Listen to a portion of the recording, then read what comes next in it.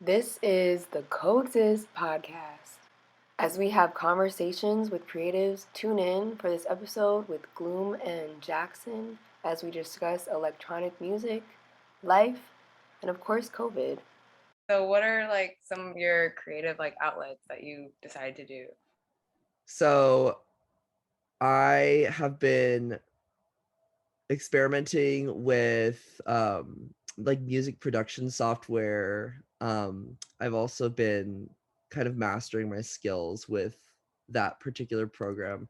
The program that I use is called Logic Pro X. It's a music production software available on Mac. There are a couple other softwares that people use for like this type of stuff, like more like electronic production and like I guess you could say like um I guess you could classify it as like maybe more like ambient music, but you can make a lot of different types of, you could produce and create and really make a lot of different types of music using the program. It's kind of like the sky's the limit. It's like whatever your resources are, it's like that's what you can use. But I've been focusing mainly on like using like messing around with like electronic like synthesizers, like electronic instruments, and because it feels like something new and fresh that I've never done before, because as you know, like I've played trumpet for like Mm-hmm. 15 years. Like I've played it for a really long time. Yeah. And in high school I did band with you, and then in college I was in orchestra, I was in marching band. It um all sounds like. I was in like a early music ensemble where we played like Renaissance music and Baroque music, and I was in like a video game orchestra where we played like video game music, like, and I was practicing like 2 hours a day, like every day. Like college was intense, and I feel like I really honed my musical skills in college, but it also created a lot of mental burnout for me, like in terms of specifically playing like trumpet, like, and classical trumpet. It was like I was constantly beating myself up. I felt like I was never good enough. I had peers that I would compare myself to. Um and I mean, even aside from that, I was like, I felt my interest in that particular instrument kind of like decreasing, because I Mm. felt like I had already done everything that I had wanted to do with the trumpet. And it felt like kind of like my main instrument, like my home base, but I really always have wanted to expand upon that.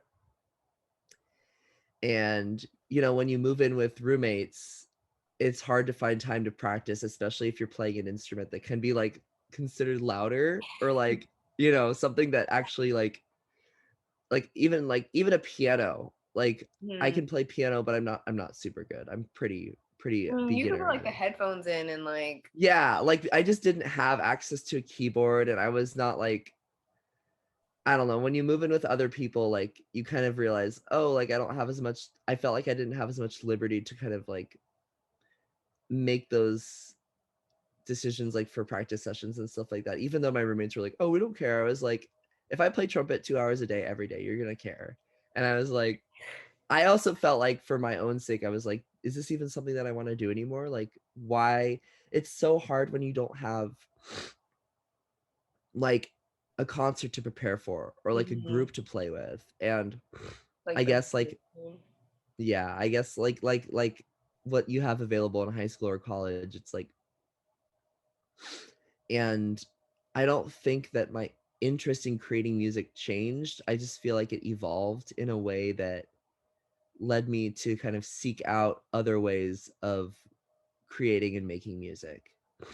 Like in Um college, did you think that you were gonna be like professional with trumpet or like what was. Honestly, when I first went in, that's what I wanted to do. I wanted to play trumpet as a studio musician in LA. Okay.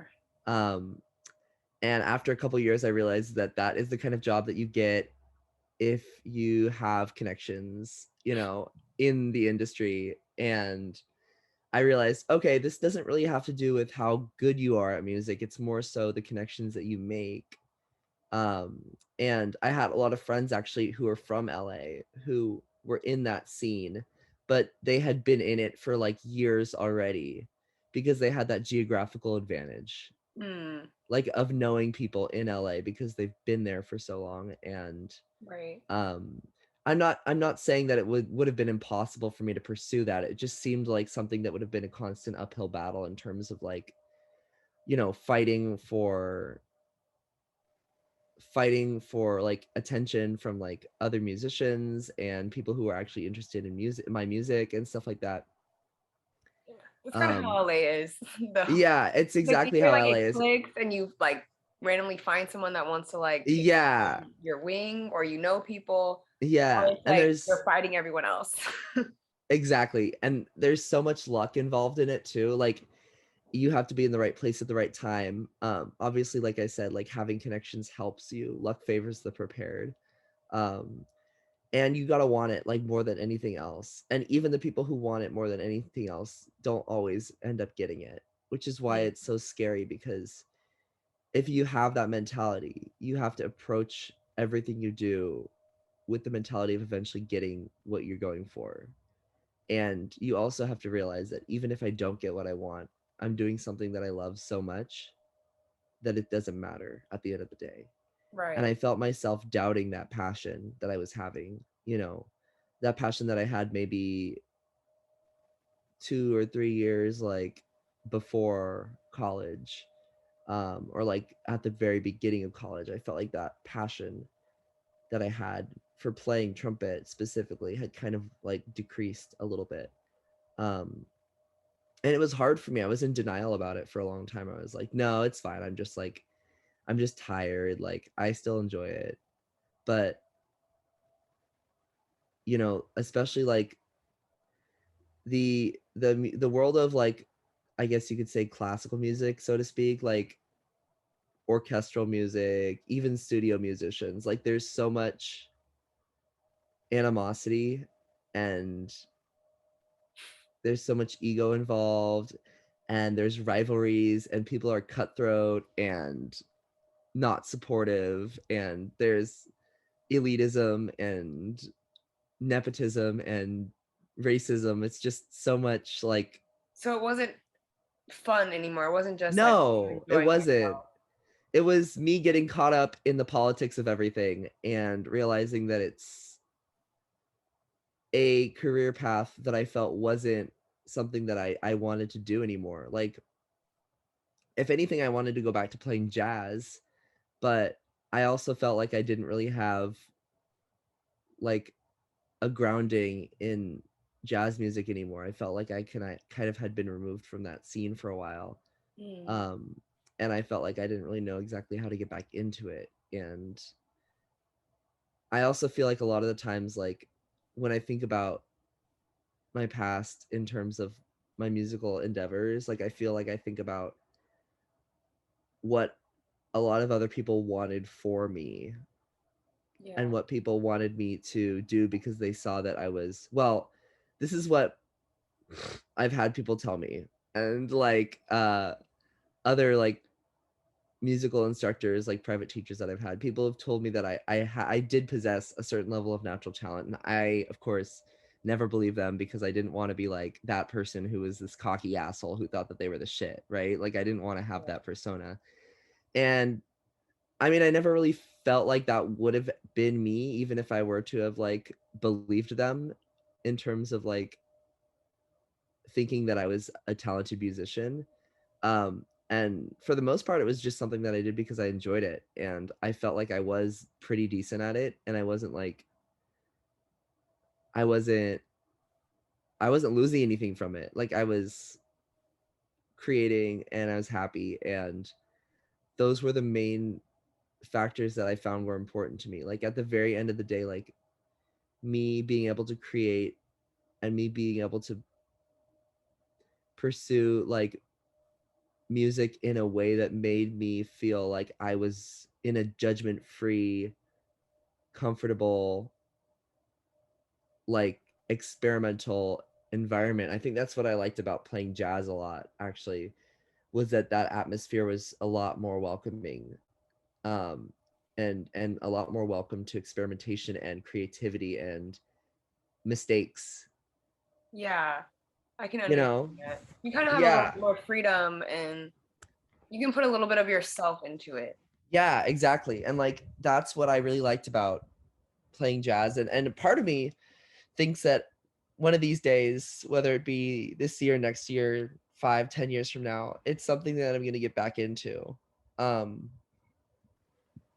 because I still have that positive perception of that, of jazz music, of what it is, of how it makes me feel. Like um it's just at this point, like I feel like I'm in a different stage of my life. And I guess getting back to like making like electronic music. Like I don't sit at my computer and make like EDM tracks and stuff like that. Like I'm not like trying to like become a DJ. I'm not trying to like become like the next like Diplo or whatever. Like I don't want to do that. I really I have a respect for that type of music, and I have a respect for people who do that, and I don't want it to sound like I don't. But for me personally, I just I enjoy the limitlessness of what software music production has to offer in terms of what sounds you can produce, and that you have complete control and agency over what you're creating. You're composing and you are making something piece by piece, building it, putting it together, digitally, mastering it, like tweaking the timbre of the instruments that you're using.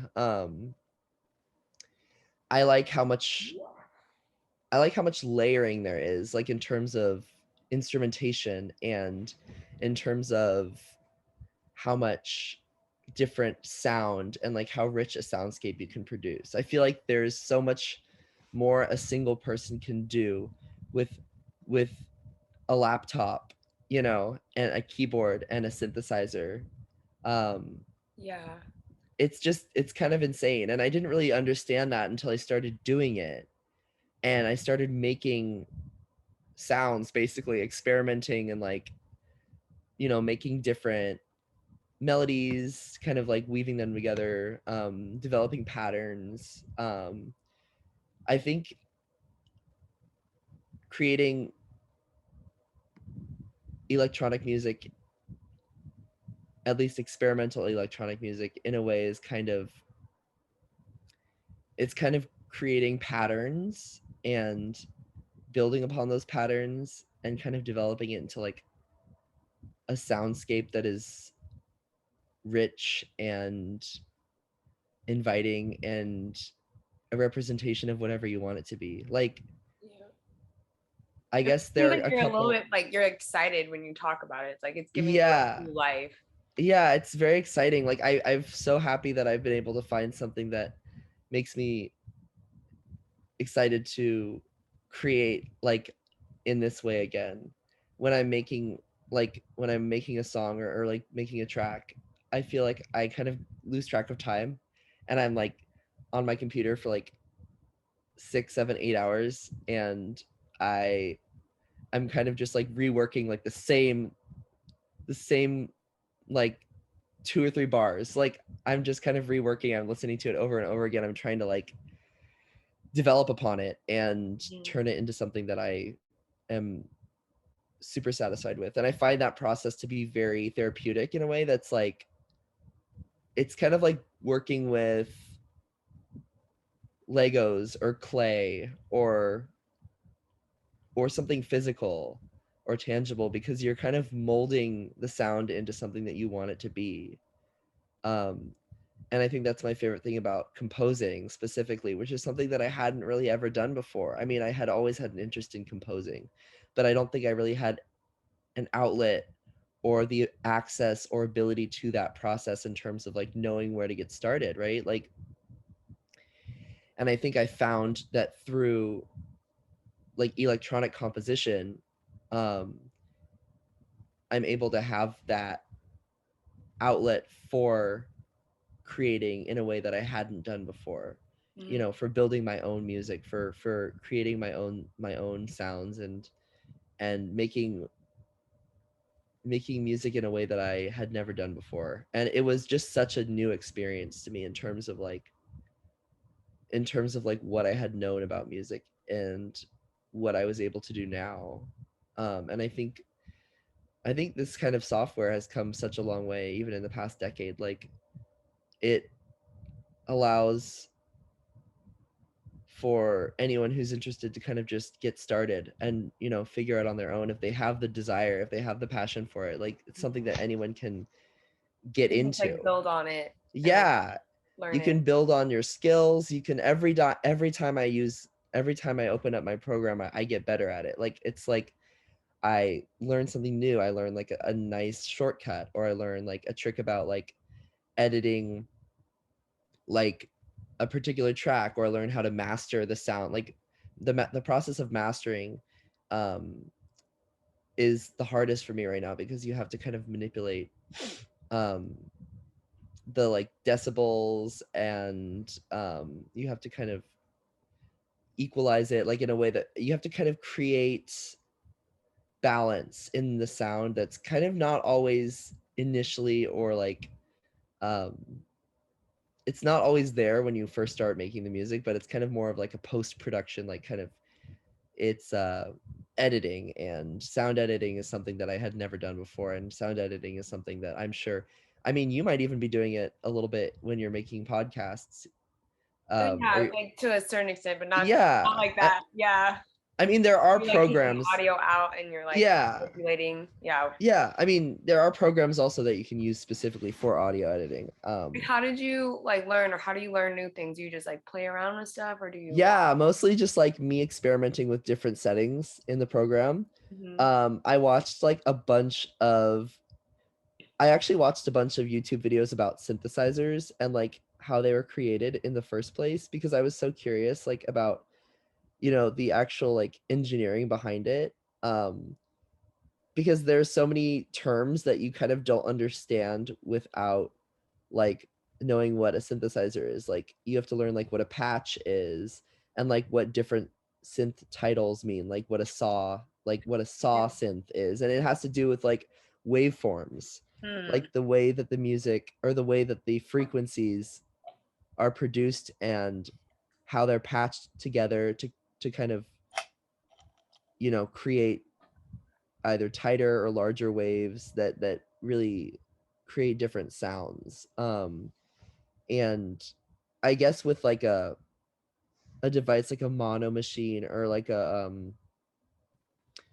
single like synth that is not a keyboard or a computer, there's a little bit more of that like organic, like there's more of that organic music production that you can do with like simpler, like more Mm. uh I don't know if you're familiar, but like but like synth music specifically was it used to be basically just a bunch of people plugging wires into boxes, and like opening and closing envelopes, in terms of like, by that I mean like sound envelopes. Like, you can kind of change the Right. frequency and like what's going on with the timbre of the waveform, like of the that's being produced.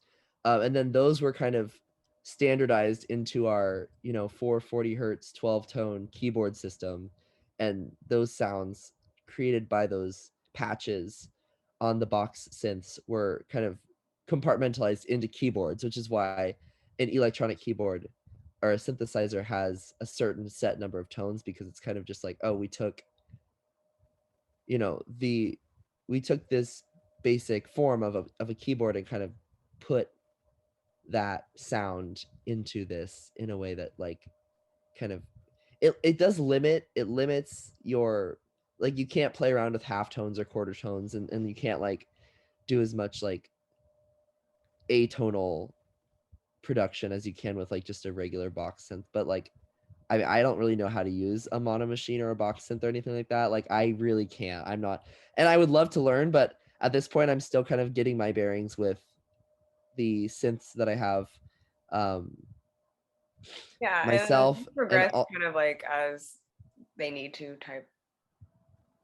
Yeah, exactly. It's like I will continue working with the tools that I have, and I think that's the best that I can do for now. And it's still very rewarding for me, and I love doing it. But like, I would like to get into a little bit more, um, I guess, a little bit more complex forms of production maybe in the future. Yeah. Do you And have that might something? Oh, I was no, just go gonna ahead. ask if What are you you? have like something we can like listen to that maybe is an example of what you're talking about, or Oh yeah. Well, I have a couple artists that I really like, that I draw inspiration from for my own work. One of my favorite musicians is named Sophie, and she has since passed. Unfortunately, she passed away in the beginning of this year, the end of January 2021.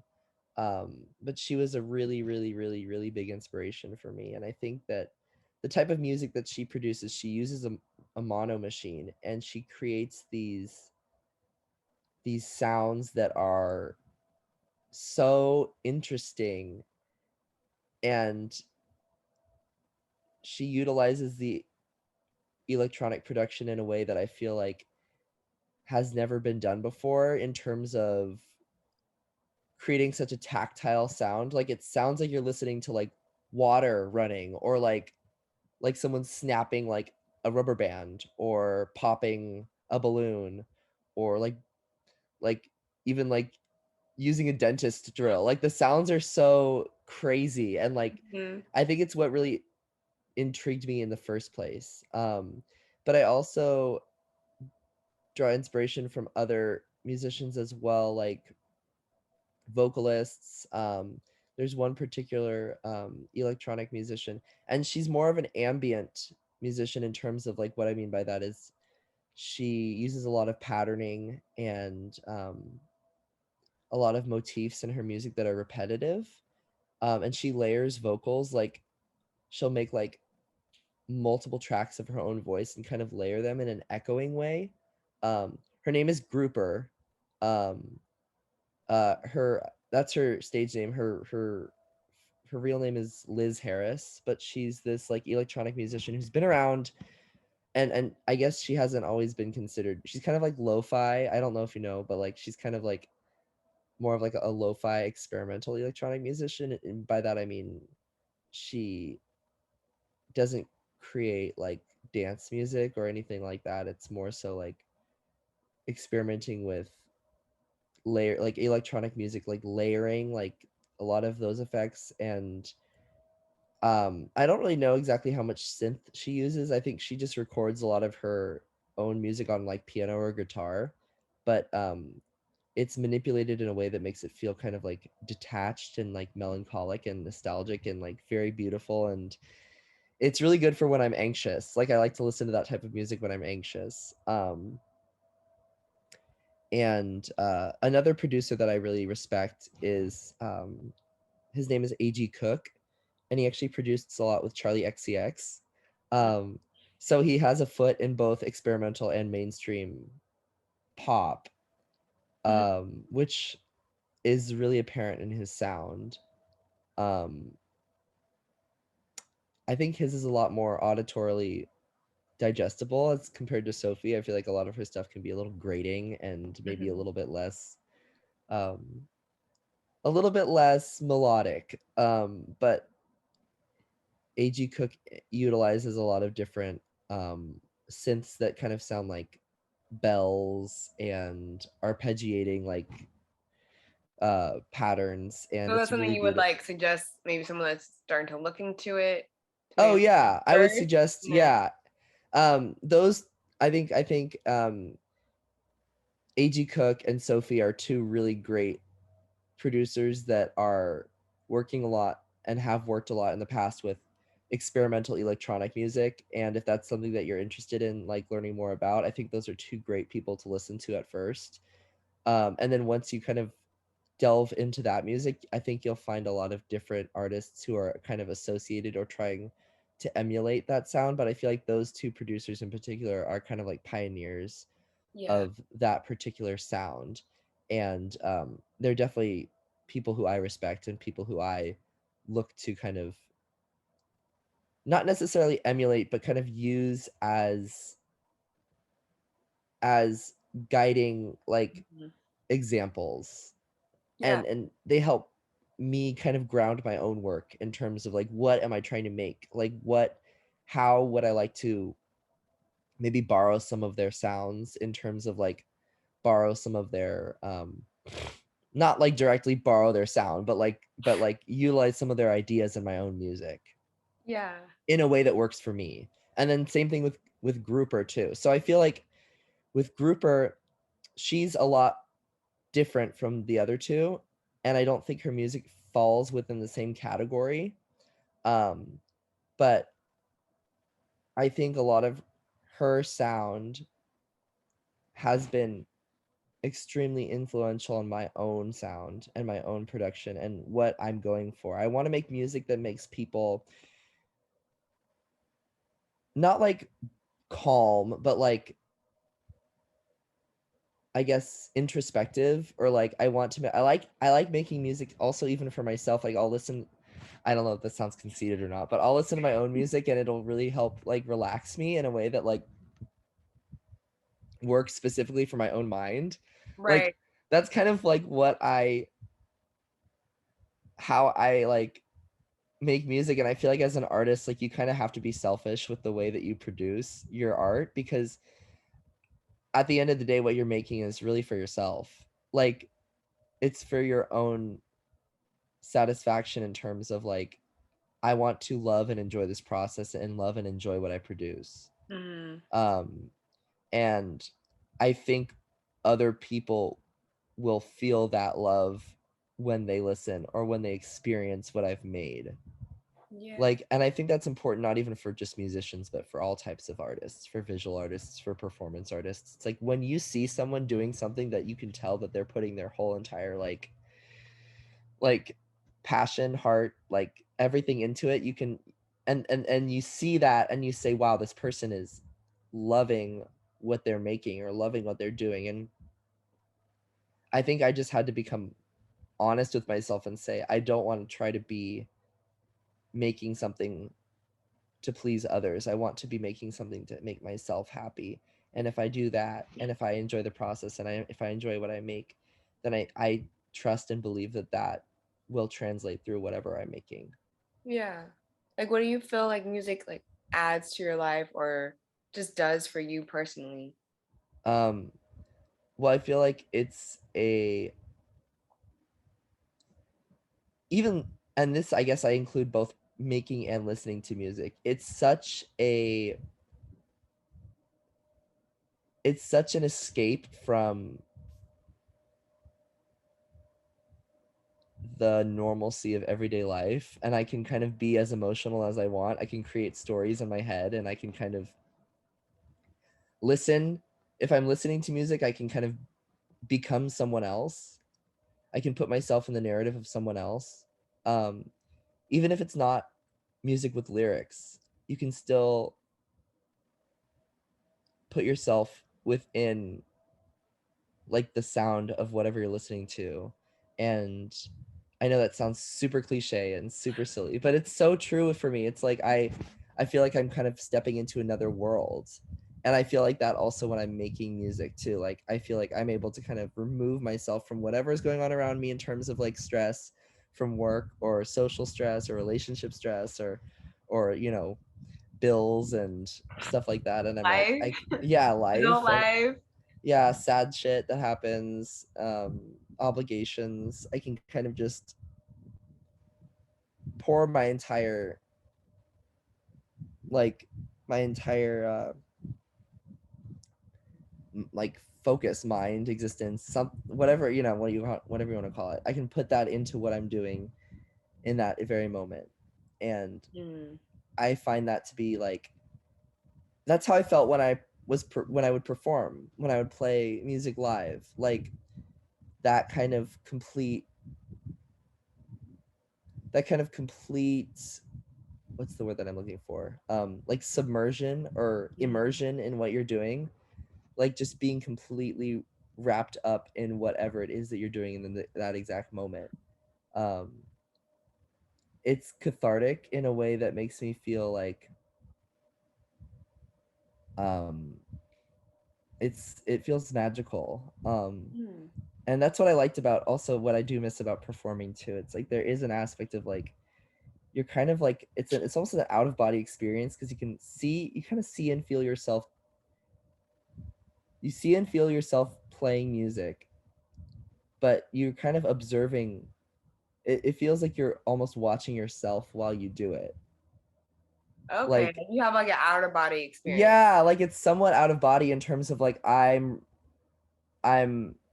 perceiving myself almost from the viewpoint of the audience. I don't know if that's good or bad, but it's a really unique experience, and that's kind of how I process it when I perform live. It's like and when I have in the past. I'm not currently performing live or doing anything like that. Partially because of COVID, but partially because of the fact that I don't know if I feel comfortable doing that with electronic music just yet. Yeah. So like right Um, now, like you're just like making it and then putting it out there for I'm people to making listen it, to. I'm producing it, and putting it out there for people to listen to. Yeah. And for myself. Like, I've been making music like this way, I guess, for some background. I've been doing it since 2018. Okay. Um, so let's see. I started like in winter 2018. So let's see, 18, 19, 4 years now, Mhm. maybe almost 4 years. 4 years in December, um, or November maybe. And yeah, I'm still kind of getting myself used to. I'm still learning. I've been kind of just building upon that knowledge that I have. And when I first started, I actually used GarageBand, like, Mhm. the free program on your Yeah, MacBook. I yeah. was using GarageBand for production and for recording. And honestly, I think people underestimate the versatility and usability of GarageBand. It's a great program to start with. I always recommend that if people want to start learning Logic, like if they want to start learning Logic Pro, just learn GarageBand first, because Logic is basically an extension of GarageBand, but like with more complicated plugins and more synth options and more like production options. Like, you can kind of Yeah. piggyback off what you've learned with GarageBand and apply that to Logic. And I also think the same thing is to be said for Ableton, which is another process. Ableton is another music software production um, thing. I guess a music production software that people use, but most like people will use them for like if they have a PC.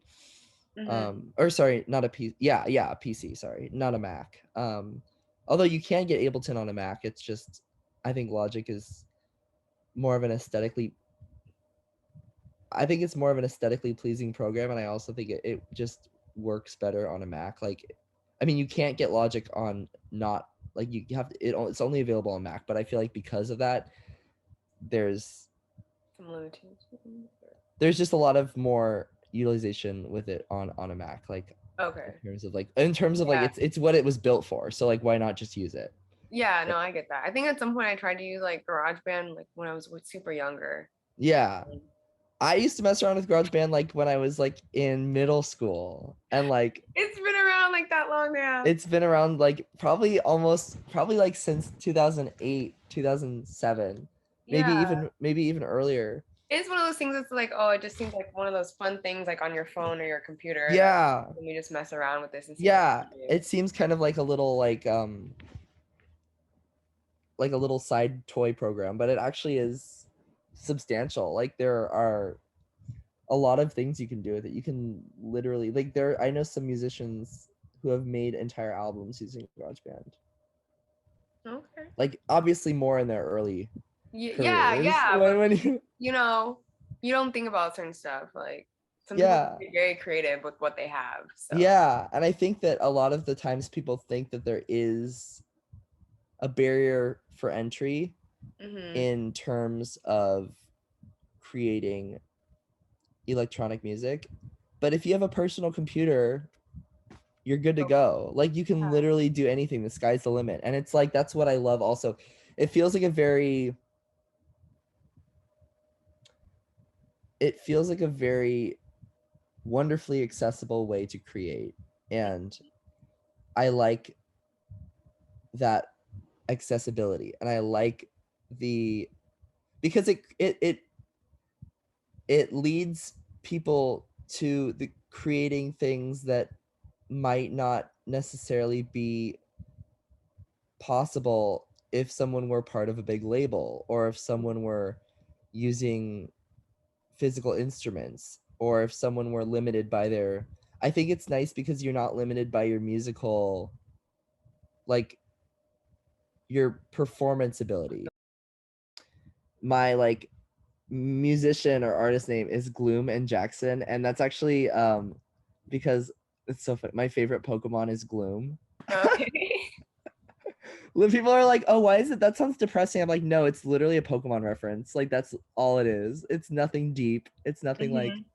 No, I feel like, that's I fun. just thought I know. I was like, it's kind of funny. Like I just like it. It's cute. And so last year I released on Spotify. I released like 3 songs that I had been working on for like basically those songs were like like a compilation of like stuff, like different parts of different songs that I had been working on that I had posted on SoundCloud previously, but like I kind of like pulled them together into like a single composition. um and then I literally actually just another single that I made was released today. So like literally today. Like I also completely forgot about it because um I use this like independent music like record like production company called Record Union, and like you basically just pay like a yearly premium, and you can like release your own music on like iTunes Music, like iTunes, YouTube, Spotify, like, or any other smaller music streaming services, like um and you can choose a date for your music to be released, and I chose today, and I realized that this is really bad, but I also forgot that it was September 11th was September 11th, and I was like, oh no, like I just like the number 11, like 11 is my lucky number personally, Yeah. so like I like to like release things on the 11th, which is like really funny and like OCD, but like the first thing that I posted on Spotify was on 11/11 last Okay, year. November. And Yeah. then I also posted something recently on August 11th, which was just basically it was like a nonstop single version of the 3 songs that I had released last year. So it was just like basically like a single track, but like all 3 songs were on it. I kind of just created it into one like standalone track. And then Yeah. I was like, okay, I want to release something next month too, because like um I feel like the I feel like the process of like looking forward to releasing new music is what keeps me like wanting to make more. It's like I like being able to like have new things to work towards. Like it's like making little mini projects for myself, which is like That's super kind of fun. cool. Yeah. Yeah. Yeah. So like I don't know. I totally forgot, but yes, it came out today on Okay. September 11th. And yeah, if Is anyone it? wants to listen to it, they can. Yeah, yeah. Join us for the second part of this conversation, because we get into it about COVID. Thanks for tuning in to the Coexist podcast. Find us on Spotify, Anchor, and more platforms. Also look for us on Instagram at coexist.podcast. Make sure to look up Gloom Jackson on Spotify and SoundCloud. And always continue to support local artists.